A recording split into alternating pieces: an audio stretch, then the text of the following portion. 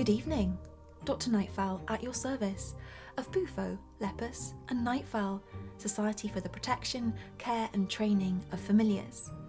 Assuming that you have survived the first day with your familiar, I have further instructions for you from your Aunt Pythia in this letter. Dear genetically similar human, I'm writing to you from a rift valley I have yet to discover the name of. It is pleasantly twilight. The people here, if they can be called people, are a blend of human and insect and have the most splendid wing colours and structures. How are you getting on with your familiar? Fingers all still present? Perhaps you have discovered by now that it doesn't quite behave the way you might expect an ordinary pet to. And so, it is probably time for me to be clear that what I have sent to you is not any ordinary creature. It is, and will become, your familiar, a kind of magical pet. If you treat it well, it will reveal its magical properties to you, especially if you pay attention to its behaviours and habits. So it is time for you to begin your observation diary. This is something I do in my daily work as a supernaturalist for my studies into familiars across the worlds. I've prepared a list of questions to help you make a start with your observation diary. Firstly, what size is your creature? This, I admit, is not a straightforward question, as magical creatures can vary in size, moment to moment, depending on the temperature and time of day and the foods they eat. I have observed that broccoli can cause magical creatures to disappear entirely. Secondly, when is your familiar active, by day or night? During its active hours, does it change in form and temperament?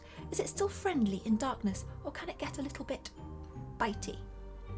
Thirdly, where does your creature like to nest? Under the sink, in the cat's bed, or is it building a nest from your sock collection? Fourthly, when taking your creature for a walk, does it display any unusual habits? Does it run, slither, fly, or burrow? Can you keep it on a lead? Does it get along with other animals? Fifthly, what sounds does your creature make? Does it purr, bark, hum, zing, or buzz? Can this sound cause breakages, fires, or floods? Sixthly, has your creature displayed any unusual powers yet? Does the weather change suddenly when your pet wakes up? I gave a marsh wriggler a rocket lolly once, and it burped a hurricane. Most unexpected. Is your creature visible to other humans? Can it transform itself or other objects? Can it communicate with other animals or plants? Seventhly, what does your creature like to eat? Curtains, Christmas decorations, or ham? Do send me your observations. They will make valuable additions to my records, charting 200 years of known familiars. I trust that it's fitting in well with family life. In my experience, it's best that it avoids all contact with baked beans. You do not want to know the reason. Yours faithfully, Aunt Pythia. P.S. The second time I was removed was when Mr. Skink accidentally played fetch with a firework and returned a rocket to me just as it exploded.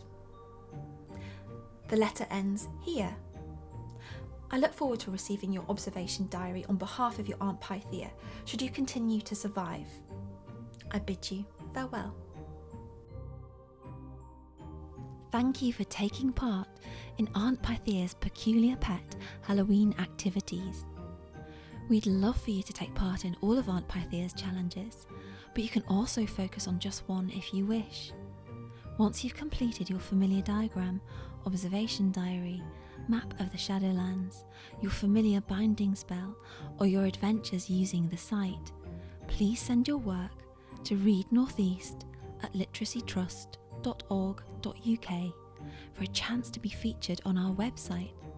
We'll be asking Aunt Pythia to pick her favourite responses to each of the challenges, with those selected receiving a bundle of free books.